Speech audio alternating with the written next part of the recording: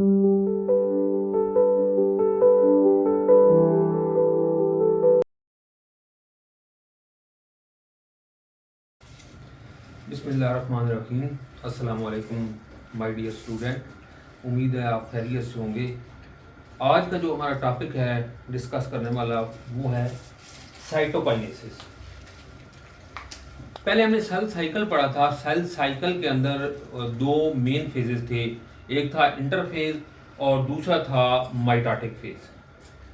Interphase में जो है वो सेल अपने आप को यानी कि तैयारी करता है, उसकी मेटाबॉलिक एक्टिविटी हाई होती हैं और फिर जो दूसरा फेज है माइटोटिक फेज, उसमें सेल जो है वो तकसीम होता है। इंटरफेज में सेल तकसीम नहीं होता, बल्कि सेल जो है वो तकसीम होने की तैयारी करता है। और जो माइटोटिक फेज है जिसमें सेल तकसीम होता है, उसके दो मेन जो है वो फेजेज हैं। पहला फेज हम पढ़ चुके हैं, वो पहला फेज था कैरियोकाइनेसिस, जिसमें कैरियोकाइनेसिस का मतलब होता है न्यूक्लियस की तकसीम, जिसमें एक न्यूक्लियस से दो न्यूक्लियस बन गए थे। वो हम पहले ऑलरेडी डिस्कस कर चुके हैं। आज का जो हमारा टॉपिक है वो है cytokinesis. Cytokinesis mean whole cell की तकसीम, जिसमें पूरा सेल जो है वो तकसीम होता है।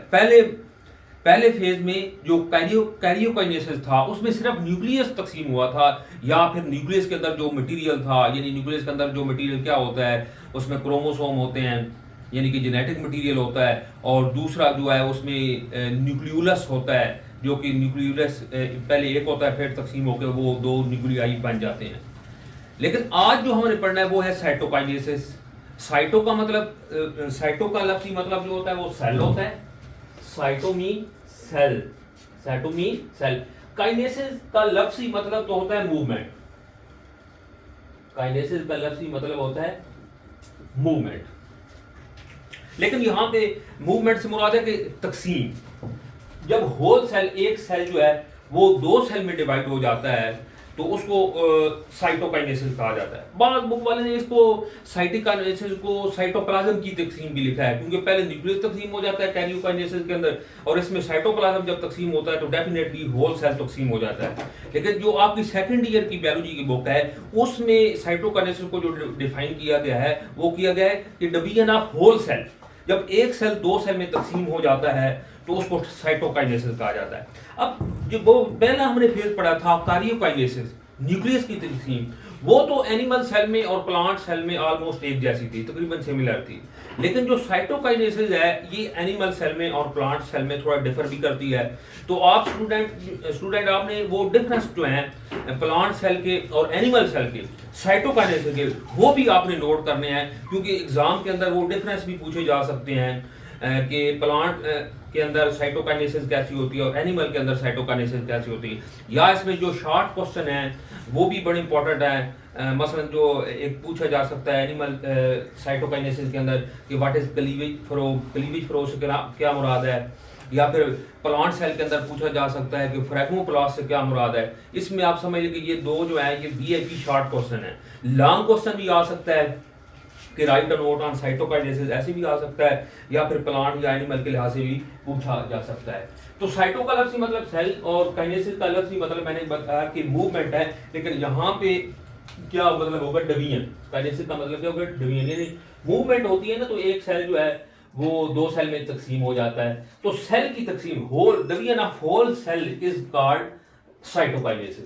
ये तारीफ लिखी हुई नहीं है, आपने नोट कर लेनी है कि the division of whole cell is called cytokinesis.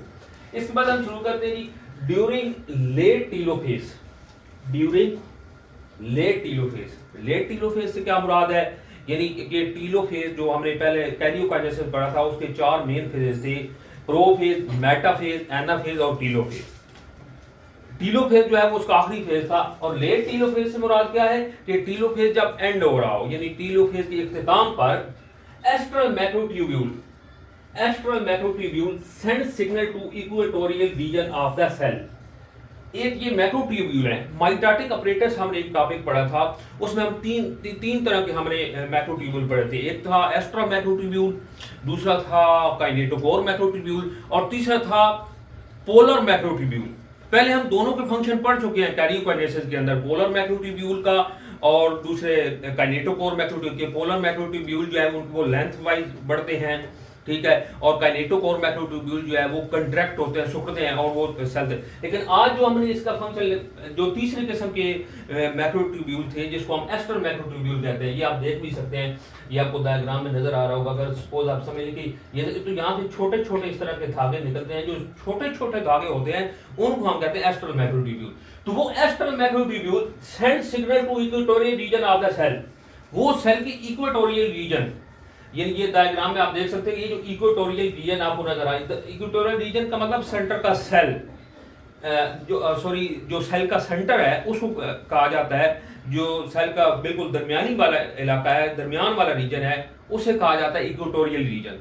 तो इक्वेटोरियल रीजन में यहाँ से ये आपको नजर आ रहा होगा डायग्राम के अंदर, ये जो एक्स्ट्रा मैक्रोट्यूब्यूल हैं, ये मैंने एरो का निशान लगाया ऊपर इस जानिब या इस जानिब, ये नीचे भी आपको नजर आ रहा है कि ये सिग्नल सेंड करते हैं इक्वेटोरियल रीजन पे, ये वाला इस रीजन पे ये सिग्नल सेंड करते हैं इस रीजन पे। और जब इस रीजन पे सिग्नल सेंड करते हैं, अब ये भी आपने सोचना स्टूडेंट कि ये सिग्नल कौन से होने हैं, ये सिग्नल एक्चुअली केमिकल सिग्नल है, यानी कुछ केमिकल हैं जो इक्वेटोरियल रीजन पे सेंड किए जाते हैं, भेजे जाते हैं। और वहां पे जब ये आते हैं, ये मैसेज आता है, ये केमिकल आता है, तो वहां पे क्या होता है, वहां पे प्रोटीन है इक्वेटोरियल रीजन के अंदर, एक्टिन एंड मायोसिन प्रोटीन, एक एक्टिन प्रोटीन है और दूसरी मायोसिन प्रोटीन है। Activated from contractile ring followed by the cleavage flow, यानी जो सिग्नल आते हैं, जो एक्स्ट्रल मैक्रोट्यूब्यूल सिग्नल सेंड करते हैं इक्वेटोरियल रीजन पे, वो वहां पे प्रोटीन पर दो किस्म की प्रोटीन पड़ी हुई है, एक एक्टिन प्रोटीन है और दूसरी मायोसिन प्रोटीन है। उनको ये एक्टिवेट कर देते हैं, वो एक्टिव हो जाती हैं और एक्टिव होके वो कंट्रैक्टाइल रिंग बना देती हैं, एक रिंग बना देती हैं। ये आपको डायग्राम में नजर आ रहा होगा, यहाँ पे ये नीचे आपको ये एक रिंग बनता हुआ यहाँ पे नजर आ रहा है, यानी वो एक्टिन प्रोटीन थी और मायोसिन प्रोटीन थी, उन्होंने क्या किया, एक्टिवेट हुई और एक्टिवेट होके उन्होंने एक रिंग बना दिया इक्वेटोरियल रीजन पे, सेल के सेंटर पे रीजन पे, एक जिसको हम कहते हैं कंट्रैक्टाइल रिंग। वो रिंग क्या है, वो कंट्रैक्ट हो सकता है, इसलिए कंट्रैक्ट का मतलब क्या है, वो सुकड़ भी सकता है और फिर ये जिस तरह इस तरीके से आप देखते अगर ये रिंग है तो ये अंदर की जानिब सुकड़ भी सकता है, इसलिए इसको क्या कहा जाता है, कंट्रैक्टाइल रिंग। और जब ये कंट्रैक्टाइल रिंग कंट्रैक्ट करता है, सुकड़ता है, तो वहां पे क्लीवेज फ्लो बन जाती है। क्लीवेज फ्लो का मतलब क्या है, क्लीवेज का मतलब होता है लाइन, क्लीवेज का मतलब होता है डिवीजन, क्लीवेज का मतलब होता है डिवीजन, स्टूडेंट नोट करना है आपने, क्लीवेज का मतलब होता है डिवीजन और फ्लो का मतलब होता है लाइन, यानी जहां पे कंट्रैक्टाइल रिंग मौजूद होता है इस इक्वेटोरियल रीजन पे, जब ये कंट्रैक्ट करता है, जब ये कंट्रैक्ट करता है, तो ये आपको इस डायग्राम में आपको नजर आ रहा होगा कि जब इस कंट्रैक्टाइल रिंग ने कंट्रैक्ट किया है, तो ये जो सेल मेम्ब्रेन है, ये जो सेल की मेम्ब्रेन है, ये अंदर की तरफ पेंच हुई है, ये अंदर के, अब ये जब अंदर की तरफ पेंच हुई है तो इस तरह एक लाइन बना देगी, एक क्या बना देगी, एक लाइन बना देगी, वो लाइन फिर आगे सेल को क्या कर देती है, डिवाइड कर देती है, इसलिए हम इसको कहते हैं क्लीवेज फ्लो। यानी पहले काम क्या हुआ कि एक्स्ट्रल मैक्रोट्यूब्यूल ने सिग्नल सेंड की इक्वेटोरियल रीजन पे, वहां पे एक्टिन प्रोटीन और मायोसिन प्रोटीन जो है वो एक्टिवेट हो गई, उन्होंने कंट्रैक्टाइल रिंग बनाया, और जब कंट्रैक्टाइल रिंग ने कंट्रैक्ट किया तो फिर एक क्लीवेज फ्लो बन गई, यानी कि एक लाइन बन गई, आप ये समझ लें, और ये लाइन जो है ये सेल को क्या कर देगी, तकसीम कर देगी। ये देखें आप इस डायग्राम में आपको नजर, ये दोबारा जब ये कंट्रैक्ट करता है तो ये सेल मेम्ब्रेन अंदर की तरफ मजीद जो है, ये अंदर की तरफ सेल मेम्ब्रेन जो है एनिमल सेल की, ये अंदर की तरफ इस तरह पिंच कर देती है, अंदर की तरफ मुड़ती है, मुड़ के ये क्लीवेज फ्लो बनाएगी और एक सेल से दो सेल बन जाएंगी। न्यूक्लियस आपका पहले ही आपको नजर आ रहा है, न्यूक्लियस अंदर के न्यूक्लियस पहले ही एक न्यूक्लियस से दो न्यूक्लियस बन चुके हैं। तो cleavage furrow deepen toward centre of the cell dividing parent cell into two daughter cell. अब ये क्लीवेज फ्लो जो है ये डीपन टुवर्ड सेंटर, यानी ये अंदर की तरफ जो है वो आप कह लेंगे गहरी होती है, सेंटर की जानिब जाती है ये क्लीवेज फ्लो, और इस तरह फिर एक सेल से, एक पेरेंट सेल से दो डॉटर सेल बन जाते हैं। डॉटर सेल मतलब क्या होता है कि ये दो नए सेल बन जाते हैं, central dividing parent cell into two daughter cell, और ये दो डॉटर सेल में जो है ये तकसीम हो जाते हैं, और ये जो सेल मेम्ब्रेन है, ये इस क्लीवेज फ्लो है, फिर ये आगे दूसरे सेल की इनकी जो है वो मेम्ब्रेन बन जाती है। और mitotic event in plant cell, यहां तक तो थे ये एनिमल सेल का जो हमने पढ़ा है। एनिमल सेल में जो आपने डिवीजन पढ़ी है वो उसको मैं रिवाइज कर देता हूँ एक दफा, कि सबसे पहले एक्स्ट्रा मैक्रोट्यूब्यूल सिग्नल सेंड करते हैं यूटिलिटी रीजन पे, वहाँ पे जो है एक्टिन और मायोसिन प्रोटीन होती है वो एक्टिवेट हो जाती है, कंट्रैक्टाइल रिंग बनाती है, कंट्रैक्टाइल रिंग बना के वो क्लीवेज फ्लो बनाती है, क्लीवेज फ्लो की वजह से एक पेरेंट सेल जो है वो 2 सेल में डिवाइड हो जाता है। अब ये जो कंट्रैक्टाइल रिंग की, ये बात आपने लाजमी याद रखनी है कि ये जो कंट्रैक्टाइल रिंग की ये जो मेम्ब्रेन है, इसकी ये जो मेम्ब्रेन है, यही मेम्ब्रेन आगे जब 2 सेल बनेंगे तो ये मेम्ब्रेन उनकी मेम्ब्रेन बन जाती है। जब एक सेल से 2 नए सेल बनते हैं तो ये फिर उन्हीं की मेम्ब्रेन का हिस्सा बन जाती है। तो इस तरह ये एनिमल की है। फिर इसके बाद है हमारा mitotic events in plant cell. कि प्लांट सेल में जो है साइटोकाइनेसिस वो कैसी होती है। माइटोटिक इवेंट से मुराद की माइटोटिक फेज हम पढ़ रहे हैं, कैरियोकाइनेसिस हम पहले पढ़ चुके हैं और आज हमने पढ़ना है साइटोकाइनेसिस। ये आपको डायग्राम नजर आ रही होगी प्लांट सेल की, थोड़ी सी आपको कह लें कि डिफर करती है वहाँ पे एनिमल सेल की।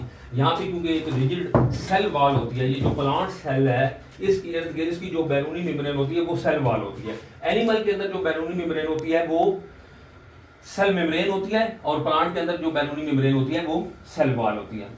Mitotic events in plant cell are similar to events observed in animal cell, but there are some major difference। वो कहता है कि जो माइटोटिक इवेंट है प्लांट सेल में वो एक जैसे ही हैं, लेकिन कुछ न कुछ there are some major difference, कुछ बड़े डिफरेंस भी मौजूद है। Most higher plant lack visible centriole. जो हायर प्लांट हैं, जो बड़े प्लांट हैं, उनमें सेंट्रियूल नहीं होते। ये उसने बात इसलिए की है क्योंकि एनिमल के अंदर सेंट्रियूल मौजूद थे। जो हमारे माइटोटिक ऑपरेटर्स का एक टॉपिक पढ़ा भी था कि सेंट्रियूल मौजूद होते हैं, फिर वो अपने आप को डबल कर लेते हैं, अपोजिट पोल पे चले जाते हैं, और सेंट्रियूल से ये वो ऑर्गेनेली है जिसकी वजह से माइटोटिक ऑपरेटर्स यानी 3 किस्म के जो मैक्रोट्यूब्यूल है वो बने थे। अब प्लांट के अंदर वो मौजूद नहीं होते, हायर प्लांट के अंदर मौजूद नहीं होते, लेकिन प्लांट के अंदर भी वो माइटोटिक ऑपरेटर्स तो बनता है। अब वो माइटोटिक ऑपरेटर्स कौन बनाता है?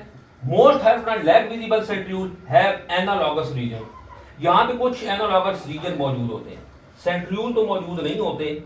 यानी कि अगर वो कुछ नहीं आपको नजर आता, लैक विजिबल यानी आपको क्या लिखा हुआ है, most higher plant lack visible centriole, उसमें कोई ऐसे सेंट्रियूल नहीं है जो आपको आम आंख से नजर आ सके, but have analogous region from which spindle macrotubule radiate. कुछ इसमें एनालॉगस रीजन होते हैं। अब एनालॉगस रीजन का मतलब क्या होता है, पहले आप समझ लें कि एनालॉगस स्ट्रक्चर क्या होती हैं। ऐसी स्ट्रक्चर आप यानी कि ऐसी एनालॉजी का मतलब होता है कि कुछ ऐसी चीज़ें जिनकी स्ट्रक्चर जो है वो मुख्तलिफ हो लेकिन उनके फंक्शन एक जैसे हो, तो उसको हम कहते हैं एनालॉगस या एनालॉजी उसको बोला जाता है। कि ऐसा फनामना जिसमें 2 चीज़ें हैं, 2 मुख्तलिफ चीज़ें हैं जिनकी स्ट्रक्चर मुख्तलिफ है लेकिन उनका फंक्शन एक जैसा है, तो उसको आप बोलते हैं एनालॉगस स्ट्रक्चर। यानी जिनकी शेप मुख्तलिफ है, शेप ऐसी स्ट्रक्चर जिनकी शेप मुख्तलिफ हो और फंक्शन एक जैसा हो, उनको बोलते हैं एनालॉगस रीजन। तो यहाँ पे प्लांट के अंदर आप समझ लें कि ये जो यहाँ पे सेंट्रियूल मौजूद होते हैं इस जगह पे, यहाँ पे कुछ रीजन मौजूद हैं, एनालॉगस रीजन मौजूद हैं जो कि उससे स्ट्रक्चर लिहाज से तो नहीं मिलती, लेकिन काम उनका यही है कि माइटोटिक ऑपरेटर्स बनाते हैं, यानी 3 किस्म के वो मैक्रोट्यूब्यूल बनाते हैं। 3 किस्म के मैक्रोट्यूब्यूल बनाते हैं जी। Shape of the plant cell does not change greatly compared with an animal cell because it is surrounded by a rigid cell wall। ये उन्होंने लिखा है कि जब सेल डिवाइड होता है, ये देखें जिस तरह अब एनिमल सेल डिवाइड हुआ है ना, तो इसकी शेप चेंज हो रही है, जबकि प्लांट सेल की शेप कोई बिल्कुल चेंज नहीं होती। अब ऐसा क्यों होता है? क्योंकि प्लांट सेल के इर्द, मैंने पहले भी आपको बताया कि प्लांट सेल के इर्द गिर्द एक रिजिड सेल वॉल मौजूद होती है और वो रिजिड सेल वॉल ही उसकी जो शेप है वो चेंज नहीं करने देती। शेप ऑफ प्लांट सेल, ये क्वेश्चन पूछा जा सकता है कि प्लांट सेल जब डिवाइड होता है उसमें जब साइटोकाइनेसिस होती है तो उसकी शेप क्यों नहीं चेंज होती? Does not change greatly compare with any animal cell because it is surrounded by a rigid cell wall, क्योंकि इसके इर्द गिर्द सख्त सेल वॉल मौजूद होती है, रिजिड सेल वॉल होती है, एक सख्त cell. In plant cell in place of centriole, in place of contractile ring, fragmoplast is formed। अब ये बात आपने याद रखनी है कि एनिमल के अंदर जब साइटोकाइनेसिस हुई है तो वहां पे कंट्रैक्टाइल रिंग बने थे, ये आपको नजर भी आ रहे हैं डायग्राम के अंदर, लेकिन यहाँ पे कंट्रैक्टाइल रिंग नहीं बनते। यहाँ पे क्या चीज बनती है, कंट्रैक्टाइल रिंग की जगह यहाँ पे फ्रैग्मोप्लास्ट बनती है। क्या बनती है जी, कंट्रैक्टाइल रिंग नहीं है बनते यहाँ पे फ्रैग्मोप्लास्ट बनती है। And what is phragmoplast? Phragmoplast is form from the vesicle, ये वेसिकल से बनती हैं, which originate from the Golgi complex। ये इस तरह की वेसिकल्स आते हैं, ये छोटी छोटी थैलियां आती हैं, और ये छोटी छोटी थैलियां जो हैं ये कहाँ से आती हैं, जो बनाती हैं फ्रैग्मोप्लास्ट, ये आती है गाल्गी कम्प्लेक्स या गाल्गी अपरेटस से। ये आपको स्ट्रक्चर एक नजर भी आ रहा होगा, ये एक आप कह लीजिए चैनल है, नेटवर्क ऑफ चैनल है, नालियों का चैनल है, जिसको हम कहते हैं गाल्गी कम्प्लेक्स। गाल्गी कम्प्लेक्स से छोटी छोटी थैलियां आती हैं, छोटी छोटी थैलियां, ये आपको डायग्राम के अंदर नजर भी आ रहा है। ये जो छोटी छोटी थैलियां हैं इनको हम कहते हैं वेसिकल। और ये कहां से आती हैं, गाल्गी कम्प्लेक्स से आती हैं। Vesicle originate during the metaphase line up in the centre of cell. और ये कब आती हैं, किस वक्त आती हैं? ये आती हैं मेटाफेज के दौरान। जो हमने कैरियोकाइनेसिस का जो फेज पढ़े थे, प्रोफेज, मेटाफेज, एनाफेज, जो दूसरा फेज था मेटाफेज, उसके दौरान ये काम शुरू होता है, ये वेसिकल यहाँ पे आना शुरू हो जाती हैं। Vesicle originate during metaphase line up in the centre of dividing cell fuse to form phragmoplast. और ये फ्यूज यानी जब मिलती हैं ये वेसिकल तो ये फ्रैग्मोप्लास्ट बना देती हैं at the end of telophase, telophase के एंड पे। तो तीन बातें स्टूडेंट आपने याद रखनी है कि पहला, सबसे पहले कि ये जो वेसिकल है ये आती कहां से है। तीन बातें आपने याद रखनी है। नंबर 1 कि ये वेसिकल आती कहां से आती है जी, गाल्गी कम्प्लेक्स या गाल्गी अपरेटस से आती है। नंबर 2, ये किस वक्त आती हैं, ये वेसिकल जो है ये इक्वेटोरियल रीजन पे, सेंट्रल रीजन में किस वक्त आना शुरू हो जाती हैं। ये स्टूडेंट आपने याद रखना है कि ड्यूरिंग मेटाफेज, मेटाफेज के दौरान ये वेसिकल सेंटर में आना शुरू हो जाती है। और तीसरी बात कौन सी है कि ये जो फ्रैग्मोप्लास्ट है, फिर ये जो वेसिकल है कब ये फ्रैग्मोप्लास्ट बनाती हैं, तो ये बनाती हैं at the end of telophase, telophase के एंड पे जाके ये फ्रैग्मोप्लास्ट बनती है। तो ये वेसिकल आती कहां से, गाल्गी कम्प्लेक्स से आती हैं, किस वक्त आती हैं, मेटाफेज के दौरान आती हैं। और फ्रैग्मोप्लास्ट किस वक्त बनाती हैं, at the end of telophase. Membrane of the vesicle, ये आगे लिखा हुआ है जी, membrane of the vesicle become the membrane of daughter vesicle. ये जो मेम्ब्रेन है, आप देखें ये जो वेसिकल के साथ मेम्ब्रेन कहां से आती है, जब भी ये आप इस तरीके से समझेंगे, ये डायग्राम आपको नजर आ रही होगी कि जब भी ये वेसिकल आती है ना, ये जब भी वेसिकल आती हैं, यहाँ पे आप देख लें कि सपोज आप समझ लें कि ये वेसिकल है, तो इसकी हर वेसिकल के इर्द गिर्द एक छोटी सी मेम्ब्रेन होती है। जब भी ये वेसिकल रिलीज होती है तो हर वेसिकल के इर्द गिर्द छोटी सी मेम्ब्रेन होती है, एक छोटी सी यानी कवरिंग बनी होती है। ये जिस तरह आपको इस डायग्राम में नजर भी आ रहा होगा कि ये छोटी इस तरह कवरिंग बनी हुई है, ये कवरिंग बनी हुई है। अब ये जो कवरिंग है ये मेम्ब्रेन है, और यही मेम्ब्रेन जब एक सेल से दो सेल बनते हैं तो ये फिर उन्हीं मेम्ब्रेन का हिस्सा बन जाती है। तो यही बात वो लिख रहा है कि membrane of the vesicle become the membrane of daughter cell. जो वेसिकल मेम्ब्रेन है वो आगे डॉटर की जो मेम्ब्रेन है वो उसका हिस्सा बन जाती है। यहाँ पे जिस तरह एनिमल सेल के अंदर जो कंट्रैक्टाइल रिंग था वो उन मेम्ब्रेन का हिस्सा बन गया था, लेकिन यहाँ पे जो मेम्ब्रेन ऑफ वेसिकल है become the membrane of daughter cell, वो डॉटर सेल का हिस्सा बन जाती है। Vesicle also contain the material for future cell wall, precursor of the cellulose and the pectin. ये दोबारा पढ़ लें, vesicle also contain the material for future cell wall. इस वेसिकल के अंदर एक तो बात आपने पढ़ी कि वेसिकल की जो मेम्ब्रेन है वो डॉटर सेल की मेम्ब्रेन का हिस्सा बन जाती है। दूसरी बात, वेसिकल के अंदर कुछ ऐसा मटेरियल भी होता है जो कि फ्यूचर की जो जिन्होंने सेल वॉल बनानी है वो उसके लिए प्रीकर्सर का काम करती हैं। प्रीकर्सर का मतलब होता है कि अगर कोई चीज बनानी हो ना तो वो जो चीज पहले से मौजूद हो तो उसे हम कहते हैं कि ये प्रीकर्सर है। तो प्रीकर्सर किसके लिए है, सेलुलोज के लिए और सेलुलोज के लिए और पेक्टिन के लिए, क्योंकि दोनों जो है सेलुलोज हो जाए या पेक्टिन हो जाए ये मेन कंपोनेंट है सेल वॉल के। और ये वेसिकल के काम है कि इन वेसिकल के अंदर कुछ ऐसा मटेरियल होता है जो कि प्रीकर्सर के तौर पे काम करेंगे, किसके लिए, सेलुलोज और पेक्टिन। और cellulose and pectin are the main component of the cell wall. अब ये समझ लें कि ये कोई सपोज वेसिकल है, इसके अंदर कुछ मटेरियल है, अब ये जो इसकी मेम्ब्रेन है ना, ये तो उसके डॉटर सेल का हिस्सा बन जाएगी, डॉटर सेल की मेम्ब्रेन का हिस्सा बन जाएगी, लेकिन जो अंदर इसका मटेरियल है वो प्रीकर्सर के तौर पे काम करेगा। किसके लिए? सेलुलोज के लिए और पेक्टिन के लिए। And the cellulose and the pectin are the main component of the cell wall. तो उम्मीद है ये स्टूडेंट आपको टॉपिक समझ आ गया होगा। इसमें